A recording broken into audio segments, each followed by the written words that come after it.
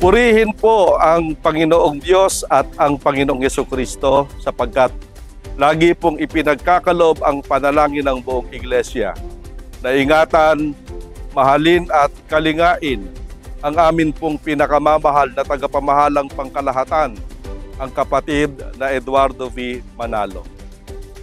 Sa pagsapit po ng inyong kaarawan, dalangin po namin ang mga ministro, mga manggagawa, kasama po ang aming buong sambahayan na patuloy po kayong biyayaan ng Panginoong Diyos ng mahabang buhay at ng pinakamainam na kalusugan upang patuloy po ninyo kaming maturuan at magabayan sa pagtupad ng aming napakabanal na tungkulin at ng pagmamahal sa Iglesia.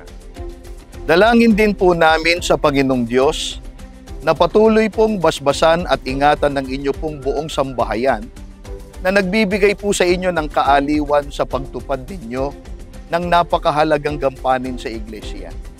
At naway lalo pa po kayong mapuspos ng mga kaloob at katangian upang anuman po ang mangyari ay mapangunahan po ninyo ang buong Iglesia sa paglilingkod sa Panginoong Diyos para makatiyak ng pagtatamo ng kaligtasan.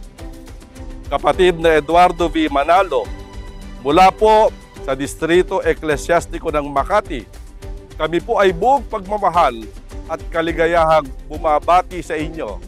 Happy birthday po! Mahal na mahal po namin kayo!